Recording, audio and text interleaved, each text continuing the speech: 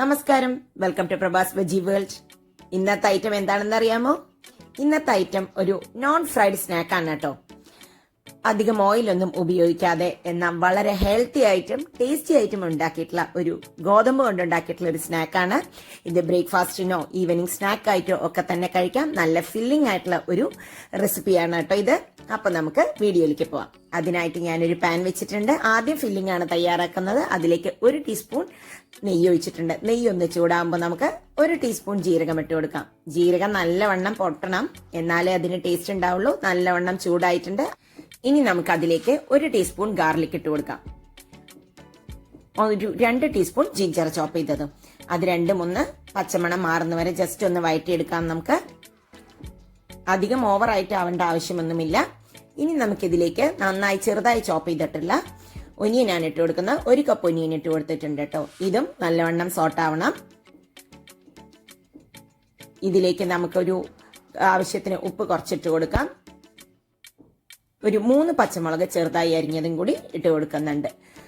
ഇത് നല്ലവണ്ണം ചുവക്കുന്നവരെ വഴറ്റിയിട്ടുണ്ട്. കണ്ടോ, നമ്മൾ നല്ലവണ്ണം വഴറ്റിയെടുത്തിട്ടുണ്ട്. ഇനി അതിലേക്ക് കുറച്ച് മല്ലിയിലയും കൂടി ഇട്ട് കൊടുത്തിട്ടുണ്ട്. ഇനി നമുക്കിതിലേക്ക് ആവശ്യമായിട്ടുള്ള മസാലകളും കൂടി ചേർക്കാം. ഒരു 1/4 ടീസ്പൂൺ മഞ്ഞൾപ്പൊടി, ഒരു 1 ടീസ്പൂൺ മുളക് പൊടി,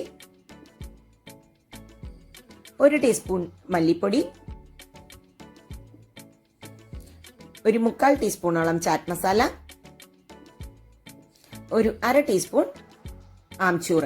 ഇതൊന്ന് നന്നായിട്ടൊന്ന് ജോയിൻ ആവണം. ഇതിന്റെ കൂടെ മസാല ഒന്ന് ചൂടാവണം. ഇനി നമുക്കിതിലേക്ക് ബാക്കി വെജിറ്റബിൾസ് ഒക്കെ ഇട്ട് കൊടുക്കാം. അതിനായിട്ട് 1 കപ്പ് ബോയിൽ ചെയ്തിട്ടുള്ള ഉപ്പിട്ട് വേവിച്ചിട്ടുള്ള പൊട്ടറ്റോ ആണ് ഇട്ട് കൊടുക്കുന്നത്. ഇനി ഒരു 1/4 കപ്പ് വേവിച്ച കോൺ ആഡ് ചെയ്ത് കൊടുക്കാം.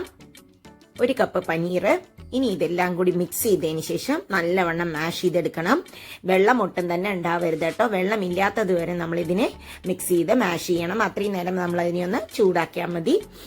അപ്പോൾ ഇത് നല്ലവണ്ണം അതിനെ ഒന്ന് ഇനി മാഷ് ചെയ്തെടുക്കാം നമുക്ക്. ഇതിലിപ്പോൾ ഉപ്പോ എരിവോ എന്തെങ്കിലും കുറവുണ്ടെങ്കിൽ എടുക്കാം. ഞാൻ 1 ടീസ്പൂൺ മുളക് പൊടി ഇട്ടതിന് റീസൺ ഇവിടെ മുളക് പൊടി എരിവ് കുറവായിരുന്നു കേട്ടോ, അതുകൊണ്ടാണ് അത്രയും ഇട്ടിരിക്കുന്നത്. ഇനി കുറച്ച് മല്ലിയിലയും കൂടി ഇട്ട് കൊടുക്കുന്നുണ്ട്. ഒന്നും കൂടി അതിനെ മിക്സ് ചെയ്തെടുക്കാം. നല്ലവണ്ണം ഡ്രൈ ആവണവരെ ഇത് ചെയ്യണം. നല്ലവണ്ണം ഡ്രൈ ആവട്ടെ. ഇപ്പൊ ഇതിന്റെ ഡ്രൈ ആയിട്ടുണ്ട്. ഇനി ഇതിനെ തണുക്കാനായി വെക്കാം. തണുത്തതിന് ശേഷം മാത്രം ചെറിയ ചെറിയ ഉരുളകളാക്കി എടുക്കാം നമുക്ക്. ഇനി ആ ടൈം കൊണ്ട് നമുക്ക് ഡോ ഉണ്ടാക്കാം. ഡോ ഉണ്ടാക്കാനായിട്ട് 1 കപ്പ് ഗോതമ്പ് മാവാണ് എടുക്കുന്നത്. ഇനി അതിലേക്ക് ആവശ്യത്തിന് ഉപ്പിട്ട് കൊടുക്കാം. 1 ടേബിൾ സ്പൂൺ വെളുത്ത എള്ളാണ് ഇട്ട് കൊടുക്കുന്നത്. എള്ളൊക്കെ കടിക്കുമ്പോൾ നല്ല ടേസ്റ്റ് ആയിരിക്കും. ഇനി അതിനെ ജസ്റ്റ് ഒന്ന് നമുക്ക് മിക്സ് ചെയ്തെടുക്കാം. ഇനി അതിലേക്ക് കുറച്ച് ഓയിലും കൂടി ഒഴിച്ചു കൊടുക്കുന്നുണ്ട്. ഒരു 2 ടേബിൾ സ്പൂണോളം ഞാൻ ഒഴിച്ചിട്ടുണ്ട് കേട്ടോ. ഇനി അതിനെ കൈകൊണ്ട് നല്ലവണ്ണം ഒന്ന് മിക്സ് ചെയ്ത് യോജിപ്പിക്കാം. ഇനി കുറച്ച് കുറച്ചായിട്ട് വെള്ളം ഒഴിച്ചിട്ട് നല്ല ടഫായിട്ടുള്ള ഡോ ആയിരിക്കണം കേട്ടോ. ചപ്പാത്തി അത്ര സോഫ്റ്റ് ആവരുത് ഇത്. പക്ഷെ നമ്മളിതെല്ലാം കുഴച്ച് വരുമ്പോൾ ആവശ്യത്തിന് പരത്താനുള്ള സോഫ്റ്റ്നെസ് വേണം. പക്ഷെ കോബാ റൊട്ടിയുടെ അത്ര കട്ടിയാവേണ്ട ആവശ്യമില്ല കേട്ടോ. ഇത് കണ്ടോ, ഇപ്പൊ ഏകദേശം നല്ല ടൈറ്റ് ആയിട്ടുണ്ട്. ഇനി അതിലേക്ക് കുറച്ച് എണ്ണയും കൂടി ഒന്ന് ഒഴിച്ച് നമുക്കിതിനെ ഒന്നും കൂടി മിക്സ് ചെയ്തിട്ട് റോൾ ചെയ്തിട്ട് എടുത്തു വെക്കാം. ഒരു 10 മിനിറ്റോളം നമുക്ക് റെസ്റ്റ് ചെയ്യാം. അപ്പൊ ഇത് കുറച്ച് നേരം റെസ്റ്റ് ചെയ്ത് കഴിയുമ്പോൾ കുറച്ചും കൂടി സോഫ്റ്റ് ആവും. ഇനി ഇതിനെ അടച്ച് ഞാനൊരു 10 മിനിറ്റ് റെസ്റ്റ് ചെയ്യാൻ പോകുന്നുണ്ട്. അപ്പൊ 10 മിനിറ്റ് കഴിഞ്ഞു കേട്ടോ. അത് അരമണിക്കൂറായാലും പ്രോബ്ലം ഒന്നുമില്ല. അപ്പൊ ഇനി ഇതിലെ ചെറിയ ചെറിയ ഉരുളകളാക്കി എടുക്കാം. നമ്മൾ പൂരി ഉണ്ടാക്കുന്നില്ലേ അതുമാതിരി, പക്ഷെ നല്ല തിന്നായിട്ട്.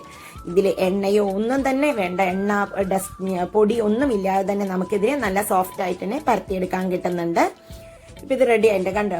ഇതാണ് ഞാൻ ഉരുളകളാക്കി വെച്ചത് ആ മസാല. ഇനി ഇതിലേക്ക് നമുക്ക് ഫില്ല് ചെയ്യാനായിട്ട് വെച്ചിട്ടുണ്ട്. ഞാൻ നടുവിലാണ് വെക്കുന്നത്. ഇനി ഇതിനെ നമ്മൾ മോമോസിനൊക്കെ ചെയ്യുന്ന പോലെ തന്നെ ഒന്ന് മുകളിലേക്ക് ആക്കിയെടുക്കുക, ചുരുട്ടിയെടുക്കുക. എന്നിട്ട് മോൾ ഭാഗം കൂടുതലുള്ളതിനെ മുറിച്ചു കളയണം കേട്ടോ.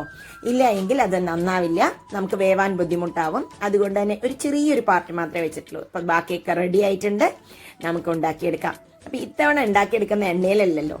അപ്പൊ ഞാൻ ഉണ്ണിയപ്പത്തിന്റെ കാര വെച്ചിട്ടുണ്ട്. അതിലേക്ക് എണ്ണ ഒഴിക്കുകയല്ല, ഞാൻ ജസ്റ്റ് സ്പ്രെഡ് ചെയ്ത് കൊടുത്തിട്ടേ ഉള്ളൂ. ഇനി അതിലേക്ക് ഓരോന്നോരോന്നായി വെച്ച് കൊടുക്കണ്ട. ബ്രഷ് ചെയ്തിട്ട് മാത്രമേ ഉള്ളൂ എണ്ണ കേട്ടോ, ഞാൻ ഒഴിച്ചിട്ടില്ല. എണ്ണ ഒഴിച്ചുണ്ടാക്കുന്നവർക്ക് ഉണ്ടാക്കാം, പക്ഷെ ബ്രഷ് ചെയ്താൽ മതി. ഇനി ഇതിനെ ഓരോന്നായി വെച്ച് നമുക്കിതിനെ ഒന്ന് മുകളിലൊന്ന് ഇതേപോലെ തന്നെ ഓയിൽ ബ്രഷ് ചെയ്യുന്നത് മാത്രമേ ഉള്ളൂ. ഇനി ഇതിനെ ഒന്ന് നമുക്ക് അടച്ചു വെക്കണം. അടച്ചു വെച്ച് ഒരു 2-3 മിനിറ്റ് കഴിയുമ്പോഴേക്കും തന്നെ ഇതായിട്ടുണ്ടാവും. ഒരു 3 മിനിറ്റിന്റെ ഉള്ളിലായിട്ടുണ്ട്. മീഡിയം ഫ്ലെയിമിലാണ് വെച്ചത് ഞാൻ. ഇത് ഹിൻഡാലിയത്തിന്റെ ആയതുകൊണ്ട് എനിക്ക് ചൂട് നിൽക്കും കേട്ടോ, അതുകൊണ്ടാണ് ഞാൻ മീഡിയത്തിൽ വെച്ചിരിക്കുന്നത്. അപ്പോൾ ഒരുപാട് ടൈം വെച്ച് കഴിഞ്ഞാൽ അടി കരിഞ്ഞു പോകും, അതുകൊണ്ട് അതൊന്ന് ശ്രദ്ധിച്ചിട്ട് ഉണ്ടാക്കണം. ഇപ്പൊ കണ്ടോ, നമ്മുടെ എല്ലാ ഭാഗവും നല്ല ഗോൾഡൻ കളറിൽ വെന്തിട്ടുണ്ട്. ഇനിയിപ്പോ ബൈ ചാൻസ് നിങ്ങൾ ഇടുമ്പോൾ മറിച്ചിടുമ്പോൾ വെന്തിട്ടില്ല എന്ന് വിചാരിക്കാം. അപ്പൊ ഞാൻ എഗെയിൻ ലേശം ബ്രഷ് ചെയ്ത് കൊടുത്തിട്ടുണ്ട്. വെന്തിട്ടില്ല എങ്കിൽ നമുക്ക് അടിഭാഗം വെന്തതിന് ശേഷം എഗെയിൻ ഇതിനെ തിരിച്ചും മറിച്ചും ഇട്ടാക്കാം. ഇപ്പൊ ഇതാ 2 സൈഡും നമ്മുടെ നല്ലവണ്ണം ഗോൾഡൻ കളറിൽ വെന്ത് വന്നിട്ടുണ്ട്. നല്ല ക്രിസ്പി ആയിട്ടുണ്ട്, കാണുമ്പോൾ തന്നെ കഴിക്കാൻ തോന്നുന്നുണ്ട്. വളരെ ഹെൽത്തി ആയിട്ടുള്ള നോൺ ഫ്രൈഡ് മോമോസ് ആണ് കേട്ടോ, അതും വീറ്റ് കൊണ്ട്. ഇപ്പൊ ജസ്റ്റ് ഒന്ന് എണ്ണ ഒന്നും കൂടി ഞാൻ ഗോൾഡൻ കളറൊക്കെ വരാനായിട്ട് ബ്രഷ് ചെയ്ത് മാത്രം കൊടുക്കുന്നത്. നമുക്കിനി ഇതിനെ എടുത്ത് വാങ്ങി നമുക്ക് സെർവ് ചെയ്യാം. അപ്പൊ ഇതിന്ന് ഞാൻ സോസിന്റെ കൂടെയാണ് കേട്ടോ സെർവ് ചെയ്യുന്നത്. ഇത് ബ്രേക്ക്ഫാസ്റ്റിന്റെ കൂടെയോ ഈവനിങ് സ്നാക്ക് ആയിട്ടോ ഒക്കെ കഴിക്കാം. അത്രയും ഹെൽത്തി ആയിട്ടുള്ള ഒരു ഡിഷാണ് ഇത്. നല്ല ഫില്ലിങ്ങും കൂടിയാണ് കേട്ടോ.